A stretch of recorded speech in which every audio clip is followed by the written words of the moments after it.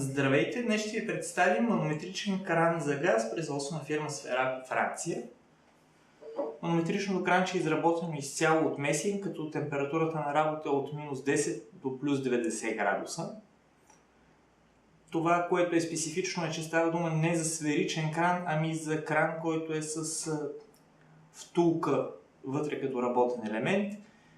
Когато отворите на тази втулка се напаснат в определена посока, съответно пуска флуида. Важно е да се отбележи, че този кран е подходящ за инсталиране само там, където нямаме агресивни флуиди или флуиди, които имат много абразиви, възможност за получаване на замръзвания, запушване и така нататък, поради това, че отвора в крана е сравнително малък.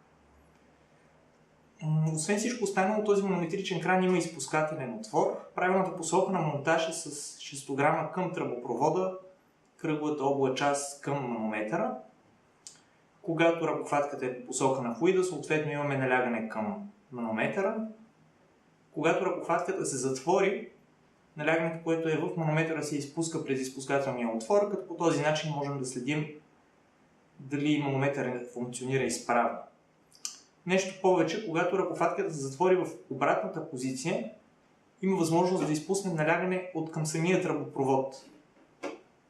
Това е полезно, когато е необходимо разгазяване на малък участък от тръбопровода, някъде около манометъра в ГРП-то и може да бъде полезно при сервизиране. Допълнителна информация може да намерите на нашия сайт zonagas.bg.